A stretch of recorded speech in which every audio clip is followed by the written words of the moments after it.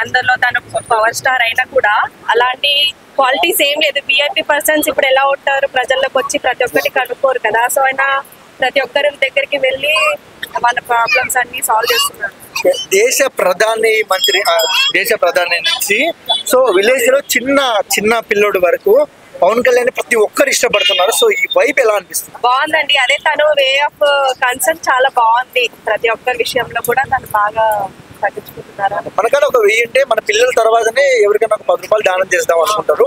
నా పిల్లల కన్నా ఏపీ ప్రజలు ఎక్కువ అన్నాడు. ఎలా అనిపించింది మేడం? చాలా బాగుంది అండి. అదే నిజమే కదా. ప్రతి ఒక్కరు తను సేవ్ చేసుకున్న మనీ ప్రజల కోసం ఏమంటారు, ప్రజల కోసం ఎవరు ఇవ్వరు కదా. సో ఆయన రూపాయి కూడా తను ప్రజలకే చెందాలని అనుకోవడం అది చాలా రియల్ గా చాలా గొప్ప విషయం కదా.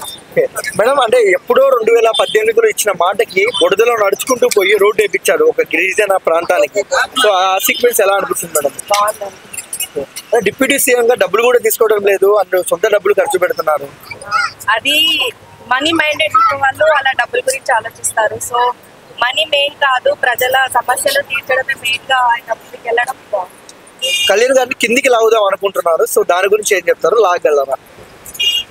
ఇప్పుడు మనం ఒక గోల్ ఉన్నప్పుడు, ఒక ఎజెండా ఉన్నప్పుడు, మంచి విషయాలు మీదుగా వెళ్తున్నప్పుడు ఎవరు ఎన్ని డ్రాగ్ చేసినా కానీ కిందికి వెళ్తారని